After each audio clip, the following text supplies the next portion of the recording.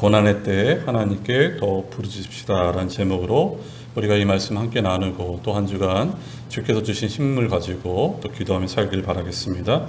인생에는 여러 가지 공통점이 있죠. 그 공통점 중에 하나는 죽음이라는 공통점이 있습니다. 또 어떤 공통점이 있을까? 고난입니다. 고난은 우리 모두에게 있는 것이 바로 고난임을 보게 됩니다. 어느 목사님이 고난에 대한 짧은 글을 제가 본 적이 있는데 그가 이렇게 고난에 대해서 쓰고 있습니다. 자신의 집사님의 딸을 주례를 하게 되었어요. 근데 결혼식에 가서 주례를 하기 전에 보니까 결혼식 자체가 기쁨이고 축제인데 어쩐지 그 결혼식은 참으로 텅 비고 허전한 느낌이 들었다는 것이죠. 그 이유는 양가의 어머니들이 그 결혼식 자리에 앉아있지 않은 것이었어요. 코로나19로 텅 빈 것이 아니라 허전한 것이 아니라 양가의 어머니들이 계시지 않은 것. 본인이 주례를 많이 했지만 여태껏 양가의 어머니가 결혼식 자리에 앉지 않은 것은 처음 봤다. 이렇게 말하고 있습니다. 근데 그 이유가 어떤 이유인가? 자신의 교회 집사님, 딸의 주례를 부탁하신 집사님이 암 투병을 하고 계셨습니다. 그래서 딸의 결혼을 조금이라도 보고자 결혼식도 앞당겼지만 위중하여서 또한 중환자실에 가게 되고 또 생사를 오고 가는 현실 가운데 있습니다. 여러분, 그 결혼식 가운데 이 신부가 얼마나 설레고 또 기뻤을까요? 하지만 자기 어머니를 생각할 때는 정말 안타까움밖에 생각하지 않았겠죠. 바로 그런 가운데 이 신랑 측 부모님의 배려로 이 어머니, 신랑 측 어머니도 그 자리에 앉지 않고 양가의 아버님만 결혼식장에 앉아 있었던 것입니다. 우리 인생엔 참 고난이 있음을 보게 됩니다. 서양 속담에도 이런 말이 있죠. 결혼을 하면 세 가지 반지가 있다 하잖아요. 하나는 결혼 반지, 그 전엔 약혼 반지, 그리고 고난의 반지. 결혼이 끝나면 우리에게 고난이 있음을 암시하는 그런 내용입니다. 고난이 우리를 참 성숙하게 합니다. 근데 이 분이 주례를 하면서 신랑 신부를 볼 때 그들이 한마디 한마디를 들어보니까 참으로 성숙하구나 이런 생각이 들었대요. 그러면서 이 주례사 가운데 이런 말을 짧게 남겼답니다. 여러분, 두 분이 어느 순간에 있을지라도 주님만을 바라보십시오.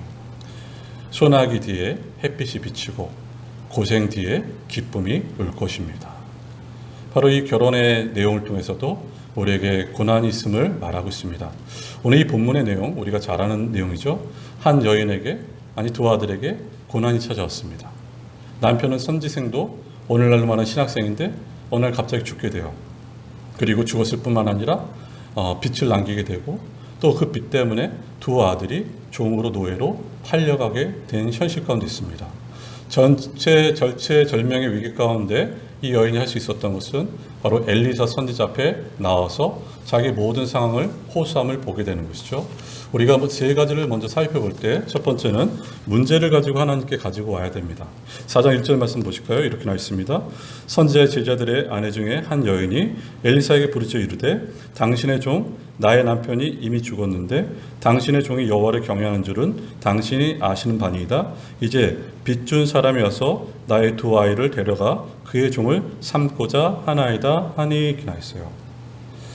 이 사람은 어떤 사람인가? 자신의 남편을 이렇게 소개하고 있는데 이 사람은 선지생도, 아까 조금 전에 말씀드린 신학생이었고요. 근데 이 사람은 자기의 남편을 엘리사도 알지 않습니까? 이렇게 말하고 있어요. 자기의 남편은 하나님을 경외했던 자고 또 경건하게 살았던 자고 누가 봐도 좋은 남편이었고 좋은 아버지였다는 것이죠. 근데 어느 날 하나님께서 이 남편을 데려가셨습니다. 그렇다면 우리는 여기서 기초의 질문을 던질 수 있어요. 기초적인 질문을. 그 기초적인 질문은 믿음이 있으면 가정에 문제가 없나? 하나님이 계시는 가정, 하나님 보호하시는 가정 가운데 문제가 없나? 이것이죠. 근데 그렇지 않습니다. 엘리사 생도의 한 사람이 죽었습니다. 하나님을 잘 믿으면 문제가 없고 죽음이 없느냐?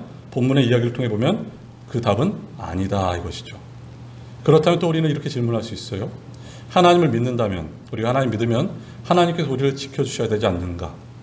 하나님께서 우리를 보호해 주셔야 되지 않는가? 하나님께서 지켜주시지 않는다면 믿지 않는 가정과 믿는 사람과 차이가 없지 않는가? 그렇다면 우리가 하나님을 믿어야 할 필요가 있는가? 이런 생각을 할 수가 있습니다. 여러분, 다시 한번 말씀드리지만 하나님을 경외하고 하나님을 사랑하고 하나님을 믿음에도 우리에게 어려움과 위기와 환란이 다가올 수 있다는 것이죠. 우리가 잘 아는 나사로의 집안의 가정에도 죽음이 찾아왔습니다.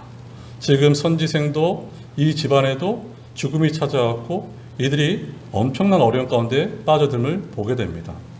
이 남편이 죽자 이들에게 찾아온 것은 빛입니다. 이 남편이 평상시에 잘못된 행동을 하지 않았겠죠. 왜냐하면 하나님을 경외하고 경건한 자였기 때문에. 근데 빛을 남기고 죽었어요. 근데 이 빛을 갚지 못하면은 두 아들이 노예와 종으로 팔려갈 수밖에 없는 현실입니다. 우리가 위기를 만나면요, 우리의 인생의 밑바닥을 볼 수 있습니다. 우리가 환란을 겪게 되면요, 내 신앙의 진가를 알 수 있어요.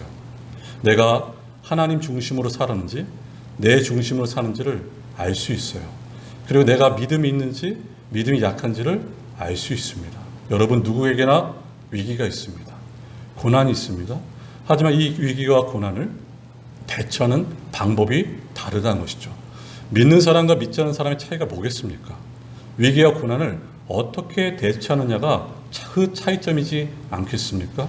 이 위기 가운데 이 엘리사를 찾아온 여인처럼 우리는 이 위기 가운데, 다급한 가운데, 궁극한 가운데 하나님을 찾아가셔야 됩니다. 요새 새벽에 우리가 사무엘 상하를 묵상하는데요, 여기 두 사람이 나와요. 위기를 만난 두 사람. 첫 번째 사람은 사울입니다. 사울이 하나님 말씀에 불순종합니다.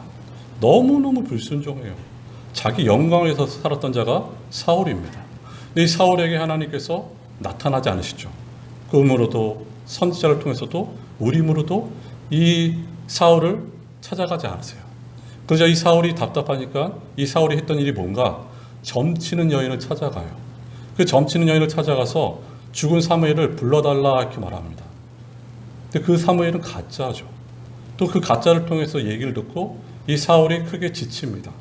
점치는 여인이 지쳐있는 사울에게 먹을 것을 권면하고 사울이 그것을 먹고 그 부하들과 그곳을 나오는데 그때가 밤이더라, 성경은 이렇게 말하고 있어요. 그리고 사울은 블레셋과의 전쟁 가운데 죽습니다. 또 한 사람이 나옵니다. 바로 다윗입니다. 다윗이 사울을 피하고자 블레셋으로 망명 가고 그가 거했던 곳이 시글락입니다. 그가 시글락에 돌아왔을 때 보니까 아말렉이 시글락을 다 불태우고 자기 아내도, 또한 자기의 부하들의 아내와 자식들도 다 잡아가요. 근데 얼마나 이 부하들이 마음이 상했는지 자기의 신복들인 600명의 부하들이 돌을 들어 다윗을 심판하려고 합니다. 여러분, 다윗이 얼마나 두려웠겠습니까? 네, 사무엘상 30장 6절은 이렇게 말하고 있어요. 한번 보실까요? 백성들이 자녀들 때문에 마음이 슬퍼서 다윗을 돌로 치자 하니 다윗이 크게 다급하였으나 그의 하나님 여호와를 힘입고 용기를 얻었더라 이렇게 했어요. 너무나 다급하고 너무나 무서웠지만 그의 하나님 여호와를 힘입어 용기를 얻게 되고 에봇을 가져오라고 말한 후에 하나님 뜻 기도하는 다윗을 보게 됩니다. 믿는 우리에게 고난이 있습니다. 역경이 있고 환란이 있어요. 여러분, 이럴 때 우리가 어떻게 해야겠습니까?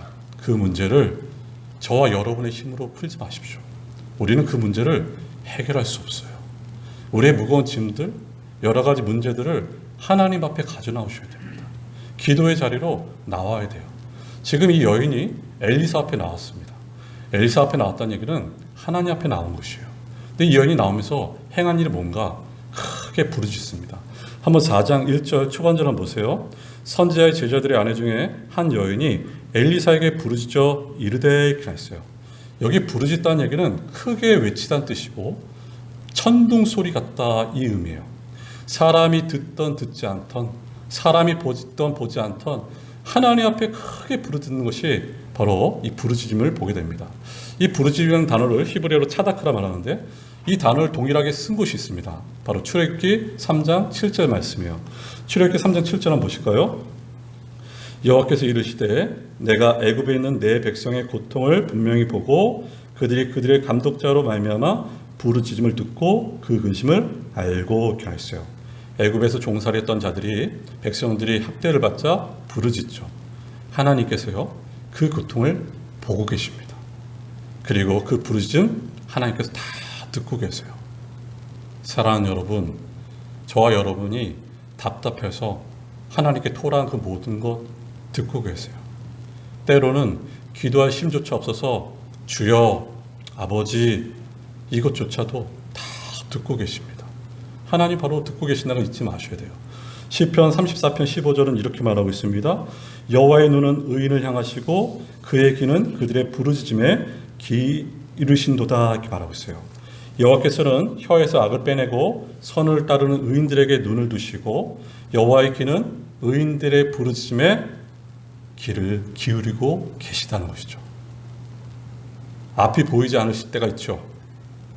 절망의 자리가 있을 때가 있습니다. 그럴 때 하나님께서 우리를 부르시는 거예요. 기도의 자리로 나가는 것입니다. 여러분, 기도란 뭘까? 이 기도란 뭘까 할 때 참 좋은 예화가 있어서 한 가지 예를 설명해 드립니다. 미국의 제35대 대통령이 존 F 케네디 대통령이죠. 저희도 이제 글을 통해서 이제 본 내용인데요. 1962년에 소련의 준중 탄도 미사일 기지를 이 쿠바, 미국 근처에 있는 쿠바에 그것을 건설하고 있었어요. 이것을 미국이 알게 되고 미국이 이것을 어떻게 할까? 쿠바를 공격하자니 소련이 개입할 것이고 소련이 개입하면은 3차 세계대전이 일어납니다. 그러니 너무 큰일이에요.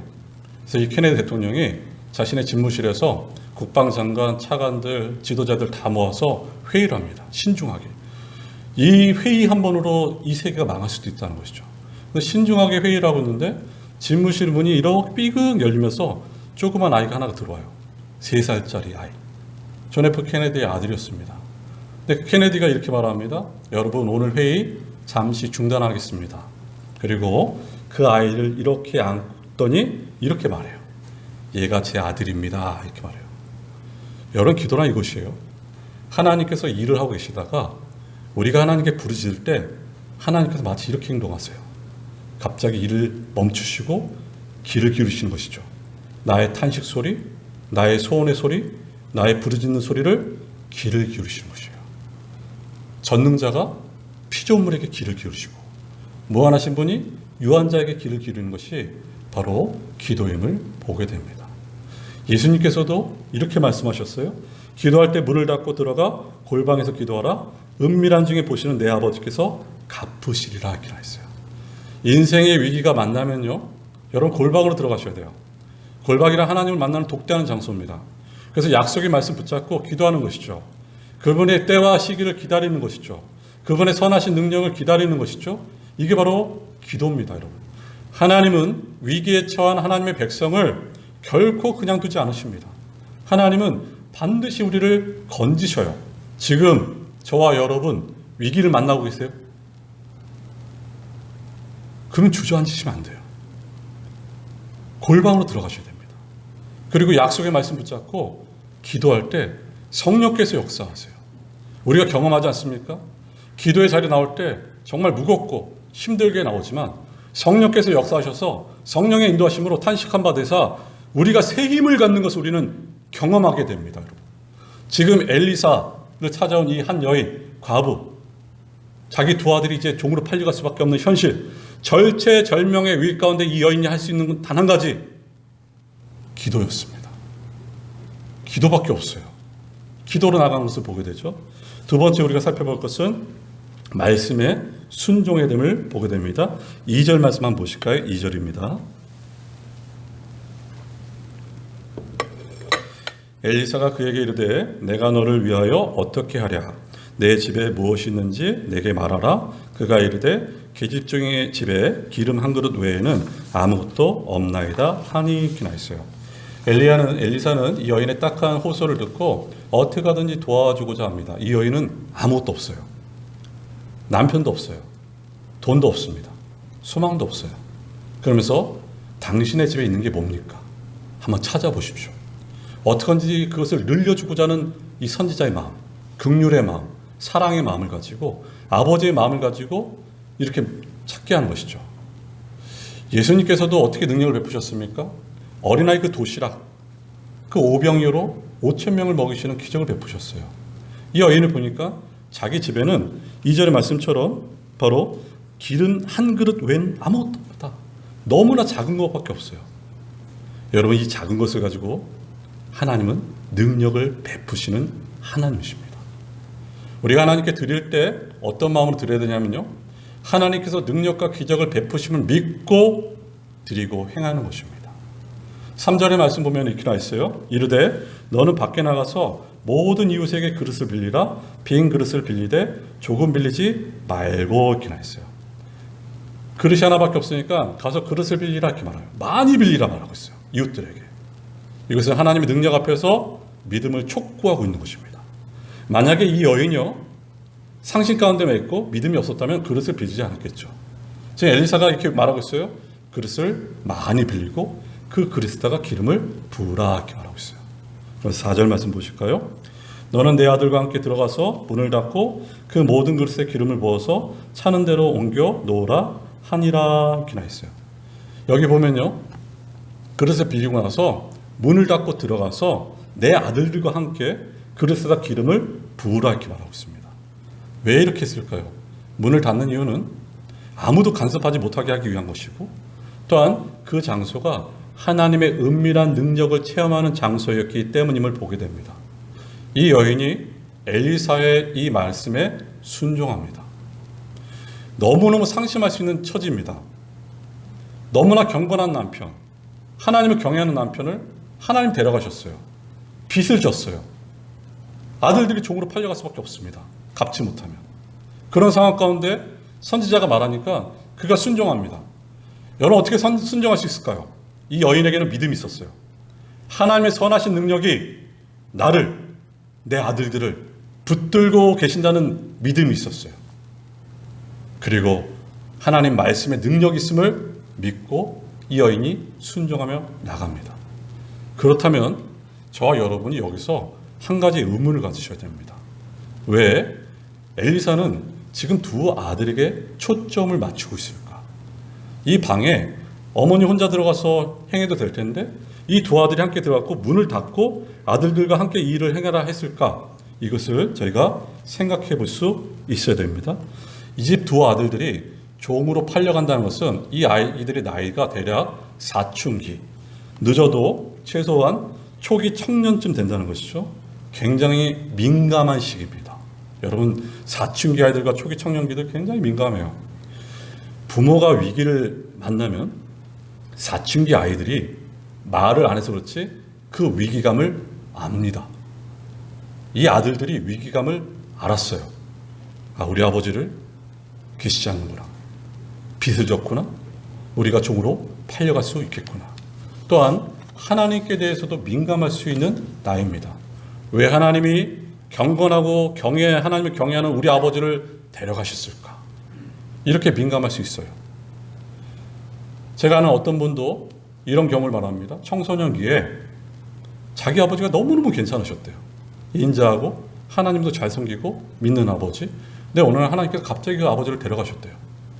그래서 이 청소년기 때 의문은 왜 하나님이 우리 아버지를 데려가셨을까?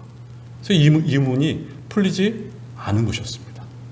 이 두 아들이 충분히 민감할 수 있고 하나님에 대해서 왜라는 단어를 계속 쓸 수 있었습니다. 근데 어머니와 함께 이 선지자의 명령에 순종하죠. 여러분 그 장면을 한번 생각해 보세요. 문을 닫고 그릇에다가 어머니가 계속 기름 부은데 이 그릇마다 기름이 가득 차고 있어요. 마지막 그릇까지 가득 차요. 더 이상 그릇이 없습니다. 그래서 6절 말씀 보세요. 이렇게 나와 있죠. 그릇에 다 찬지라 여인이 아들에게 이르되 또 그릇을 내게 가져오라 하니 아들이 이르되 다 그릇이 없나이다 하니 기름이 곧 그쳤더라 이렇게 나와 있어요. 이 두 아들이 계속 그 장면을 보면서 어떤 게 생각났을까요? 하나님이 살아계시는구나. 하나님이 살아계시는구나. 우리 아버지를 데려가신 그 하나님이 살아계시구나. 이 어머니와 이 두 아들이 그 방에서 은밀한 방에서 닫힌 방에서 깨닫는 것은 말씀에 순종할 때 하나님께서 역사하시고 하나님이 살아계시는구나. 그것을 깨닫게 돼요. 이 어머니께서 이 두 아들을 어떻게 하든지 믿음으로 키우려 했습니다. 이것이 이 여인에게 큰 상급이죠. 여러분 오늘 보세요. 기름병의 기적은 하나님의 말씀에서 왔습니다. 나중에 이 그릇을 빌려준 사람들 놀랐을 것이고 물론 이 방에서 이것을 체험한 이들도 놀랐습니다. 그러면서 이것을 깨닫겠죠. 이 아들들이 이 어머니가 하나님 말씀대로 다 되는구나 이것을 깨닫게 돼요. 이 말씀을 경험한 자들은 이들이 장성할 때라도 어렵고 위기가 다가와도 말씀에서 떠나지 않습니다, 여러분. 왜냐하면 그 말씀의 능력을 맛보았기 때문이에요. 저와 여러분도 이 말씀의 능력을 맛보셔야 돼요. 하나님께서 지금 어떻게 역사하셨습니까? 이들이 말씀에 순종하는 가운데 하나님께서 역사하세요. 누가 보면 말도 되지 않는 그 상황 가운데 하나님께서 역사하십니다. 여러분 기억하셔야 됩니다. 위기 가운데 있을지라도 하나님은 믿음의 청년들을, 믿음의 자녀들을 반드시 인도하십니다. 택한 주의 자녀들을 포기하지 않으시고 반드시 인도하신다는 것을 우리가 잊지 마셔야 돼요. 말씀에 순종할 때 하나님의 능력을 봅니다. 말씀에 순종할 때 하나님의 영광을 봅니다. 우리가 잘 아는 예수님께서 요한복음의 첫 표적이 가나안 혼인잔치, 물이 변하여 포도주가 된 사건입니다. 혼인잔치에 물이 떨어졌다는 것은 어떤 것을 상징하냐면 기쁨이 상실됐다는 것을 상실해요. 예수님께서 왜 이 땅에 오셨습니까? 기쁨을 회복시키기 위해서. 하나님께서 주신, 천상에서 주신 그 기쁨을 회복시키고자 이 땅에 오셨어요. 예수께서 물이 떨어지자 그 항아리에 하인들에게 명령하시죠. 물을 채워놓으라. 하인들이 물을 채워놓아요. 그리고 그 물을 떠다가 그 모든 것을 집행하는 연회장에 갖다 줘라. 하인들이 순종합니다. 연회장이 그것을 맛보니까 포도주가 돼 있었어요. 연회장이 이것이 어떤 사실인지 몰랐습니다. 하지만 이 하인들은 이 모든 사실을 압니다. 어떻게 해요? 절대 주권자이신 주님의 명령에 순종함으로 이 모든 사실을 압니다. 요한복음 11장에서도 예수께서 나사로가 죽었어요.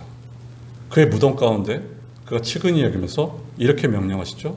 돌을 옮겨놓으라 이렇게 명령하세요. 마르다가 이렇게 말합니다. 주님, 제 오라비가 죽은 지 나흘 됐습니다. 지금 냄새가, 썩은 냄새가 풀풀 납니다. 그러면서 만류하고 있죠. 예수께서 뭐라 말씀하시죠? 요한복음 11장 40절에 네가 내 말을 믿으면 하나님의 영광을 보리라 이렇게 말하고 있어요. 하나님께서 우리에게 지금 말씀하십니다. 너희가 내 말을 믿으면 나의 영광을 보리라 말씀하세요. 그래서 예수께서 또한 요한복음 15장 7절 말씀 한번 보실까요? 앞에 너희가 내 안에 거하고 내 말이 너희 안에 거하면 무엇이든지 원하는 대로 구하라. 그리하면 이루리라. 여러분, 우리는 그리스도 안에 있고 그리스도 내 안에 계시죠? 우리가 그리스도 안에 있다는 증거는 그 말씀이 내 안에 거한다는 것입니다. 여기 내 마음에 건다는 것은, 너희가 내 말이 너희 안에 건다는 것은 우리의 심령 가운데 주의 말씀이 왕노릇함을 보게 돼요. 심령 가운데 주의 말씀이 왕노릇할 때 우리가 하나님께 구하면 하나님께서 반드시 이루시리라 말하고 있어요.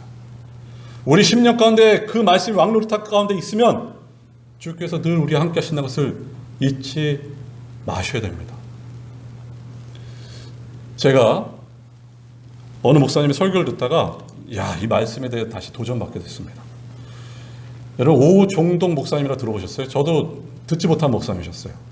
근데 이 오종동 목사님이 어떤 분이신가 들어보니까 이분이 1950년대 성경학자인데 누구도 이분을 따라갈 수가 없었대요. 근데 이분의 학력을 보면요, 1930년, 40년대 살았을 때도 소학교를 다녀요. 소학교라는 건 오늘날 말로 초등학교가 이 학력의 전부였어요. 근데 하나님께서 얼마나 특별한 은혜를 주셨는지 그 말씀을 어떤 교단과 교파에서도 이 목사님 말씀을 따라갈 수가 없었다는 것이죠. 초등학교밖에 안 나왔는데 우리가 잘 아는 고려신학교의 교수였습니다. 신학생들을 가르쳤어요. 근데 이 목사님에게 참 배울 점이 많은데 내용을 들어보니까 자기에게 두 가지 소원이 있답니다. 근데 그 두 가지 소원 중에 하나가 뭐냐면은 누울 수 있는 방 하나가 있으면 좋겠고, 또 하나는 성경을 연구할 수 있는 책상 하나만 있으면 좋겠다 이렇게 말했어요. 이런 일화가 있습니다.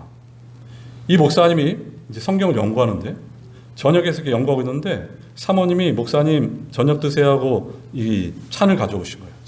상을 가져오셨어요. 그러니까 목사님 맛있게 드시고 이 상을 물리신 거예요. 그러고 나서 또 성경 연구하고 있어요. 근데 시간이 어느 정도 지났나 싶었는데 사모님이 갑자기 목사님 식사하세요. 이런 거예요. 그러니까 목사님이 여보 내가 조금 전에 먹지 않았어. 그랬더니 이것은 아침입니다. 이렇게 말하고 있어요.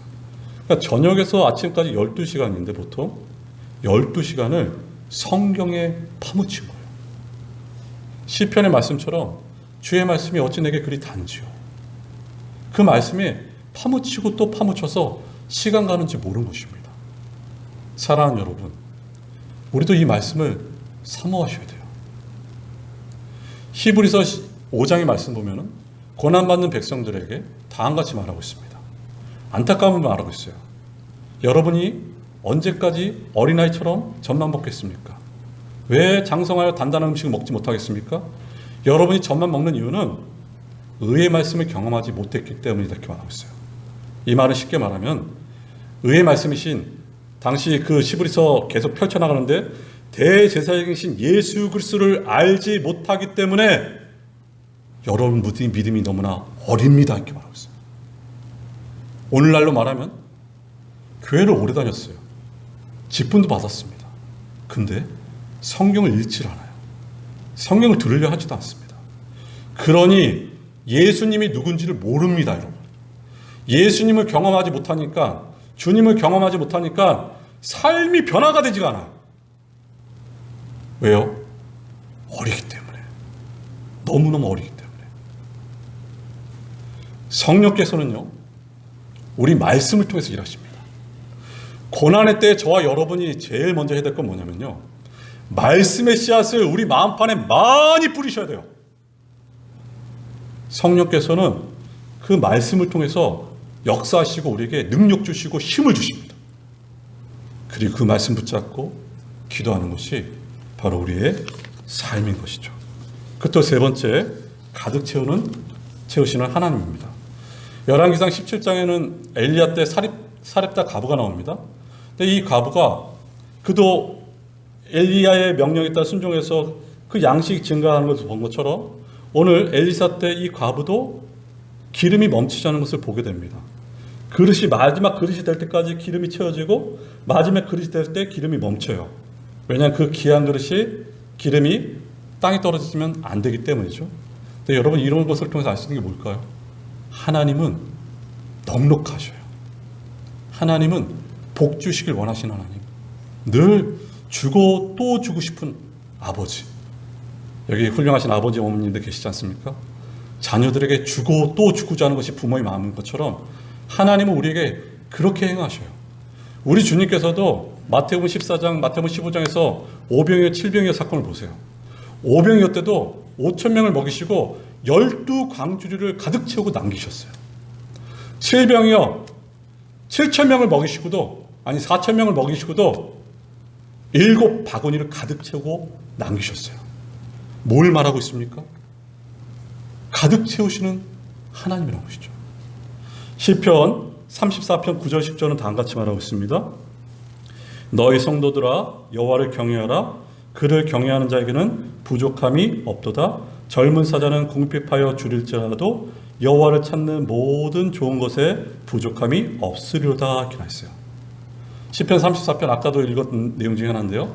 이 시편 34편은 다윗이 아말렉 왕 앞에서 미친 척하다 쫓겨나서 쓰은 시가 시편 34편 내용입니다.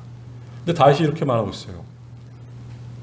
여호와를 경외하는 성도님들이요, 여러분에게는 부족함이 없을 것입니다. 왜냐하면 하나님이 넉넉하신 분이기 때문이고 하나님이 선하시기 때문이죠. 젊은 사자가 굶주릴지라도, 여러분 어떻게 젊은 사자가 굶주리겠습니까?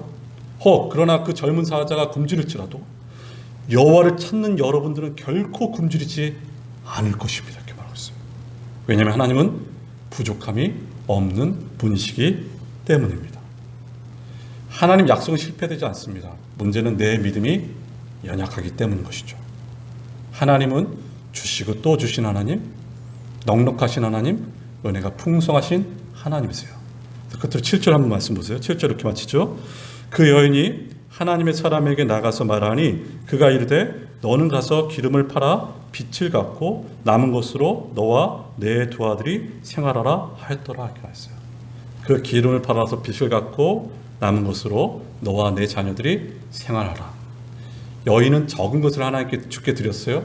하나님은 감당치 못할 은혜로 베푸신 분이 바로 하나님이세요. 정말 은혜가 충만하시고 또한 주시고 또 주신 하나님, 내가 생각하고 권한 것보다 더 많이 주신 하나님, 이분이 바로 우리 하나님이십니다. 우리 아버지세요.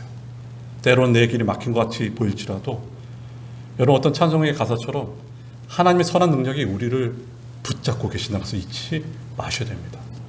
이렇게 육적으로도 풍부하게 베푸실 뿐만 아니라 여러분, 우리의 구원의 문제를 보십시오. 하나님께서 우리 구원의 문제도 얼마나 풍성하게 베푸셨습니까? 이 선지생도가 어느 날 죽은 것처럼 저와 여러분도 언젠가 하나님 앞에 서겠죠. 만약에 사람이 하나님 앞에 설 때가 옵니다. 근데 죄인이 어떻게 하나님 앞에 설 수가 있겠습니까? 인생이 어찌 의로우신 하나님 앞에 설 수 있겠습니까? 욥기의 고백처럼 우리가 어떻게 설 수가 있겠어요?